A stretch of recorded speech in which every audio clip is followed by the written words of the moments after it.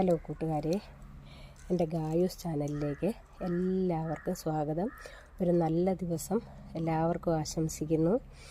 പിന്നെ നമ്മളിന്ന് എടുക്കുന്ന ഒരു വീഡിയോ എന്ന് പറഞ്ഞാൽ ചേന നടുന്ന ഒരു വീഡിയോയാണ്. അപ്പം കുമ്പത്തിൽ ചേന നട്ടാൽ കുടം പോലെ, മീനത്തിൽ ചേന നട്ടാൽ മീൻകണ്ണ് പോലെ എന്നല്ലേ. നമ്മുടെ കുംഭമാസം ഇപ്പം ശനിയാഴ്ചയോടുകൂടി തീരുവാണ്. അപ്പോൾ അതിനുമുമ്പ് ചേന നടേണ്ടതായിട്ടിരിക്കുന്നു. പഴഞ്ചൊല്ലിൽ പതിരില്ലെന്നല്ലേ. അപ്പോൾ കുംഭം പോകുന്നതിനിപ്പോൾ ചേന നടണം. അതിനുള്ള ഒരു പരിപാടിയാണേ. ഇപ്പം നമ്മൾ ചേന നടാനായിട്ടുള്ള കുഴിയൊക്കെ ഒരുക്കി വെച്ചിരിക്കുകയാണ്. ഈ കുഴിയിലേക്ക് ഇതൊരു കുഞ്ഞു ചേനയാണേ, ചെറുതാണ്. അത് കാരണം അത് ഞാൻ മുറിക്കാതെ നമ്മൾ നടാനുള്ള പരിപാടിയാണ്. അപ്പോൾ അതിലേക്ക് നമുക്ക് വേണ്ടതെന്ന് പറഞ്ഞാൽ ചാണകപ്പൊടി വേണം, എല്ലുപൊടി വേണം, വേപ്പും പിണ്ണാക്ക് വേണം. അതുപോലെ തന്നെ ഞാൻ വേറൊരു സാധനം കൂടി ഇതിനകത്ത് ആഡ് ചെയ്യുന്നുണ്ടേ. ഇത് ഇന്ത്യാഗ്രോ എന്ന് പറയുന്ന ഒരു കമ്പനിയുടെ ഭൂവസ്ത്ര സൂപ്പർ എന്ന് പറയുന്ന ഒരു അതായത് മണ്ണിലെ കീടങ്ങളെയൊക്കെ നശിപ്പിക്കുന്ന, മണ്ണിൽ നല്ല കീടങ്ങളും ചീത്ത കീടങ്ങളുമുണ്ട്. ചീത്തയും നല്ലതുമായ ജീവികളൊക്കെ ഉണ്ട് ഇതിനകത്ത് മണ്ണിൽ. അപ്പോൾ അതിലെ ചീത്ത കീടങ്ങളെയെല്ലാം നശിപ്പിക്കുകയും മണ്ണിര പോലെയുള്ളതിനെ നിലനിർത്തുകയും ചെയ്യാൻ ഉപയോഗിക്കുന്ന ഒരു സംഭവമാണ് നമ്മുടെ ഗ്രോ മാജിക് എന്ന് പറയുന്നത്. ഗ്രോ മാജിക് അല്ല, ഭൂവസ്ത്ര സൂപ്പർ.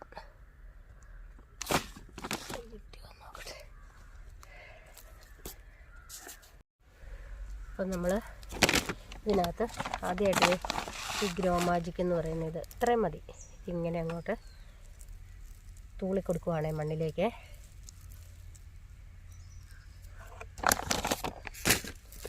അതിനുശേഷം നമ്മൾ ചാണകപ്പൊടി, ഡോളോമേറ്റൊക്കെ ഇട്ട് വെച്ചിരിക്കുന്ന ചാണകപ്പൊടിയാണ്. ചാണകപ്പൊടി കൊണ്ടുവന്ന് വെച്ചിട്ടുണ്ട്. ചാണകപ്പൊടി എത്രയായാലും കൂടുതലാവില്ലെന്നാണ് പറയുന്നത്. എന്തായാലും ചാണകപ്പൊടി ഇട്ടു. ഇനി കുറച്ച് എല്ലുപൊടി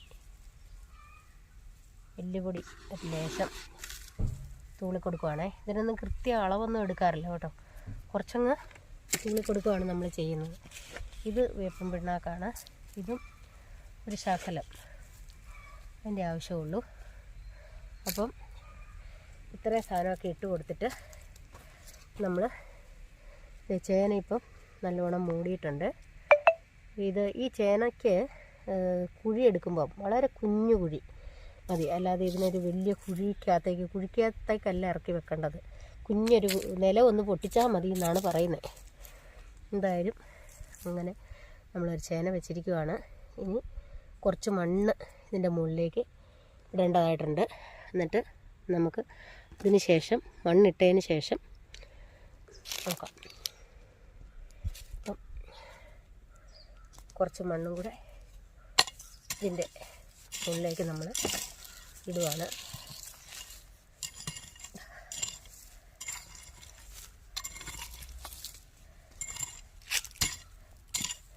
നല്ല വലിയ കൃഷിക്കാരൊക്കെ ഇത് കണ്ടാൽ നാണം കിടത്തുമായിരിക്കും. എന്നാന്ന് ചോദിച്ചാൽ നമ്മൾ വലിയ കൃഷിക്കാരിയൊന്നുമല്ല.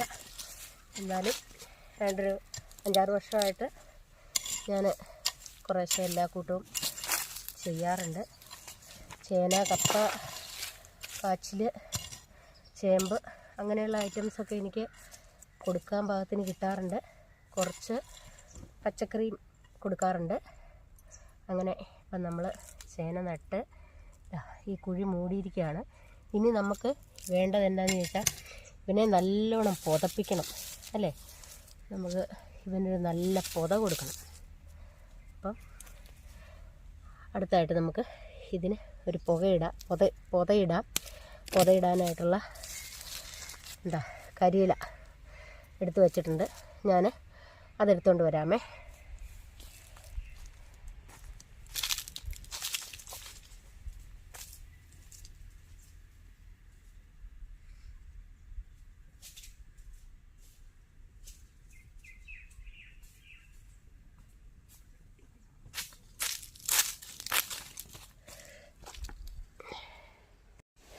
അപ്പോൾ നമ്മൾ കരികിലൊക്കെ എടുത്തുകൊണ്ട് വന്നിട്ടുണ്ട്.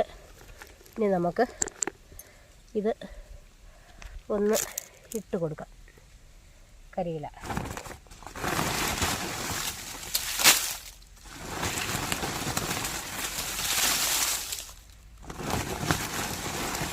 ഇത് മുട്ട അടിക്കുമ്പോൾ വാരി വെക്കുന്ന കരിയിലയാണ്.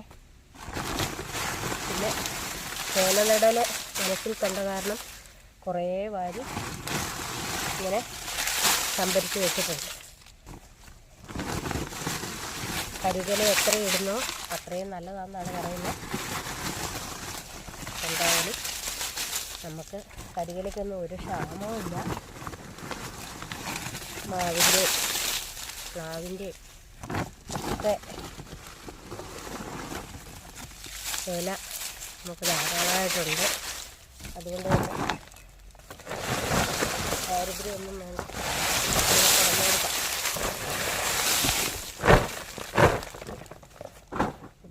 അപ്പം നമ്മൾ നല്ലൊരു പൊതയൊക്കെ ഇട്ട് ഇങ്ങനെ വെയിലൊന്നും കൊള്ളാതെ സുരക്ഷിതമാക്കി വെച്ചിരിക്കുകയാണേ. ഇതാ ഇങ്ങനെ നമുക്ക് കുറച്ച് കൂടുതൽ നടാനുണ്ട്.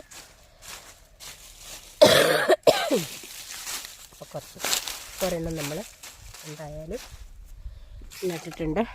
അപ്പം ഇന്നത്തെ വിശേഷങ്ങൾ ഇത്രയൊക്കെയാണ്.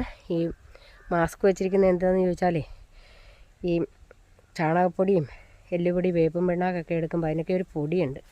ആ പൊടി അടിച്ച് എന്തിനാ വെറുതെ ജലദോഷം കൂട്ടുന്നതെന്ന് വിചാരിച്ചിട്ടാണ്. ജലദോഷം ഓൾറെഡി ഉണ്ട്, അതിൻ്റെ കൂടെ ഈ പൊടിയൊക്കെ അടിച്ച് കൂടുതലാക്കണ്ടല്ലോ എന്ന് വിചാരിച്ചിട്ടാണ്. അപ്പം ഇത്രയൊക്കെയാണ് നമ്മുടെ ഇന്നത്തെ വീഡിയോ. ബാക്കി ചേനകളെല്ലാം നടാനുണ്ട്. അപ്പോൾ ഓക്കെ ഗൈസ്.